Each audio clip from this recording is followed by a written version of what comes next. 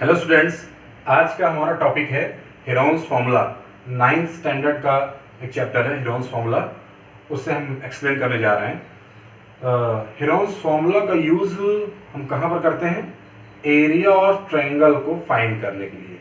For finding the area of triangle we use the Heron's formula.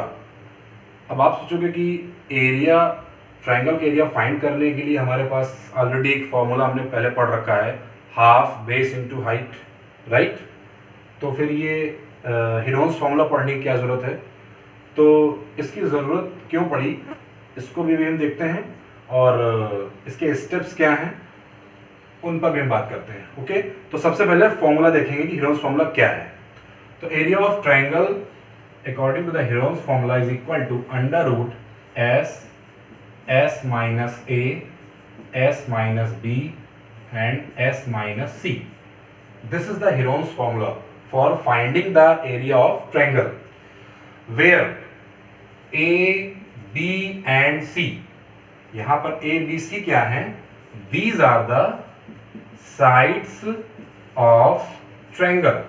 जो triangle हमें given होगा उसके sides क्या हैं? ए, बी और सी। और ये चौथा वेरिएबल जो एस है ये क्या है? तो बच्चों ये है सेमी पेरीमीटर। क्या है? Semi perimeter, right. A, B, C are the sides of a triangle. जो ट्रायंगल हमें गिवन होगा, सपोज हमें कोई ट्रायंगल क्वेश्चन में गिवन है जिसकी साइड 6 सेंटीमीटर, 8 सेंटीमीटर और सपोज दैट 11 सेंटीमीटर। ओके, तो इस ट्रायंगल का एरिया फाइंड करना है और इसकी साइड्स गिवन है 6 सेंटीमीटर, 8 सेंटीमीटर एंड 11 सेंटीमीटर। आप सभी जानते हो ट्रायंगल में कितने साइड होती हैं? 3 साइड, राइट। 6 सेंटीमीटर, 8 और 11। तो इसके हिसाब से ए की वैल्यू क्या हो गई? 6, बी की वैल्यू 8 और सी की वैल्यू 11, करेक्ट। एस क्या है?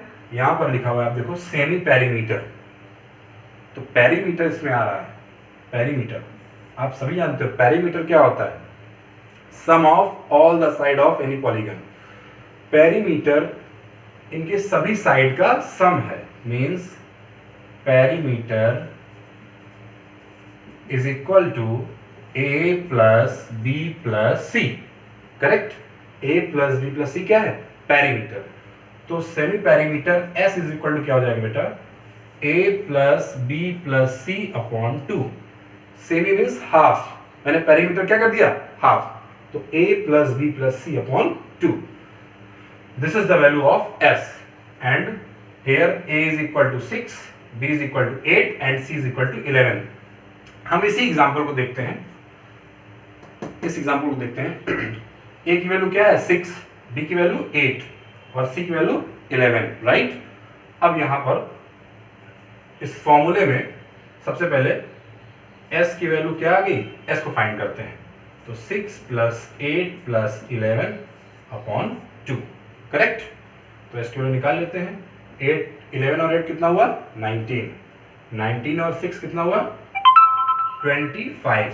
तो 25 अपॉन 2, राइट। तो अगर इसे डेसिमल में आप फाइंड करना चाहो तो ये आ गया 12.5। ये एस की वैल्यू आ गई। तो इस ट्रायंगल का अगर एरिया फाइंड करना है तो area is equal to under root के अंदर क्या लिखोगे आप? एस की वैल्यू 12.5। फिर क्या है बच्चों? एस माइनस ए। तो 12.5 माइनस 6, 12.5 माइनस 6 और क्या है इसमें? 12.5 माइनस 8 और 12.5 माइनस 11। और इससे आप सॉल्व करके आंसर फाइंड कर लेते हैं। अभी हमने जनरली एक क्वेश्चन ऐसे उठा लिया क्योंकि यहाँ पर अंडर रूट लगा हुआ है, तो हो सकता है जब हम सॉल्व करें तो ये परफेक्ट स्क्वायर ना हो। मैंने एग्जाम्पल के लिए आपको बताया था। अब हम कोई एक ऐसा ट्रायंगल लेते हैं, ऐसा क्वेश्चन लेते हैं जिसे सॉल्व करने पर एक परफेक्ट स्क्वायर बन जाए, ताकि आपको उस समझ में आ जाए कि कैसे हम लोग आंसर फाइंड करेंगे। तो बच्चों जैसे आप देख रहे हो क्वेश्चन हमारे पास है, find the area of triangle whose sides of length 52 centimetre, 56 centimetre and 60 centimetre. तो हमें इसका एरिया फाइंड करना है। चलो इसका सोल्यूशन देखते हैं। यहाँ पर A is equal to 52 centimetre, B is equal to 56, C is equal to 60, right. और S फाइंड करेंगे। S क्या होता है?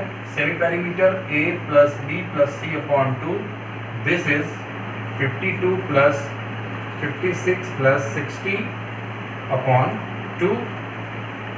ये कितना हो गया? 50, 100, 60, 168 divided by 2, this is 84 centimetre.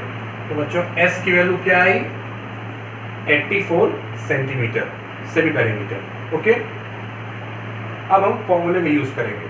Now we use formula. तो फॉर्मूला क्या है? Area is equal to under root S minus A S minus B S minus सी।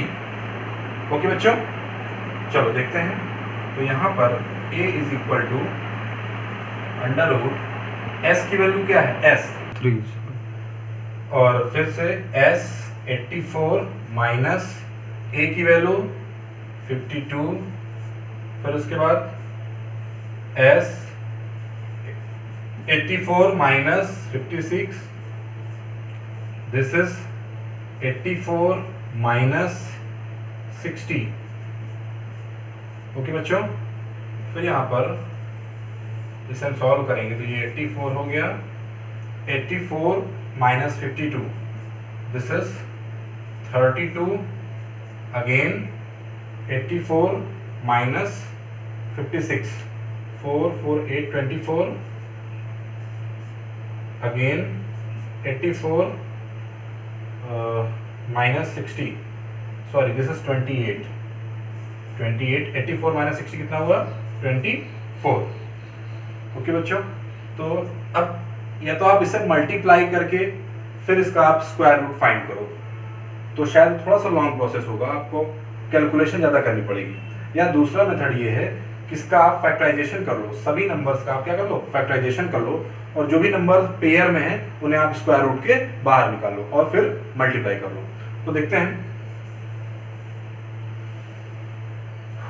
84 को लिख सकते हैं हम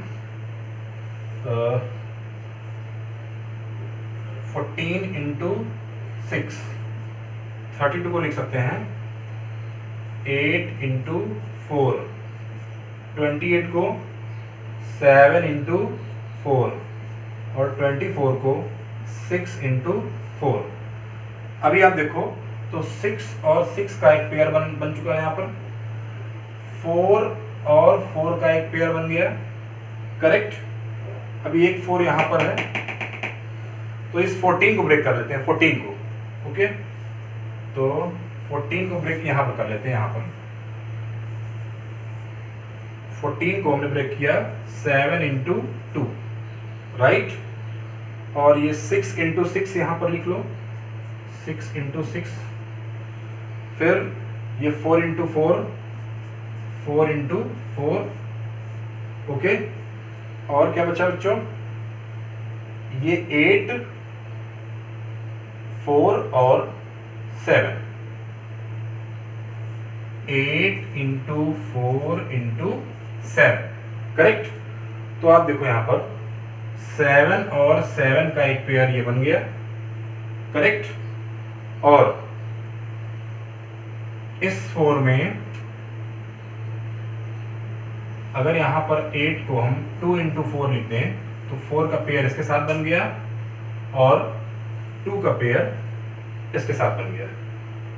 तो हमारे पास क्या क्या पेयर बने? 7 इंटू 2 इंटू 6 इंटू 4 इंटू 4, और इसे मल्टीप्लाई करने पर क्या आंसर आया? 7 into 2 14, 14 into 6 84, 84 into 16, 16 4 64, this is 4, carry 6, 134। The answer is 1344 centimetre square. तो एरिया ऑफ ट्रायंगल क्या आया? 1344 44 सेंटीमीटर स्क्वायर। तो ये बच्चों हेरोन्स फॉर्मूला है। इस हेरोन्स फॉर्मूला की हेल्प से हमने एरिया ऑफ ट्रायंगल फाइंड किया, जिस ट्रायंगल में हमें साइड गिवन थी 52, 56, 60। अब आप सोचोगे कि सर हमारे पास पहले से एक फॉर्मूला था हाफ बेस इंटू हाइट का।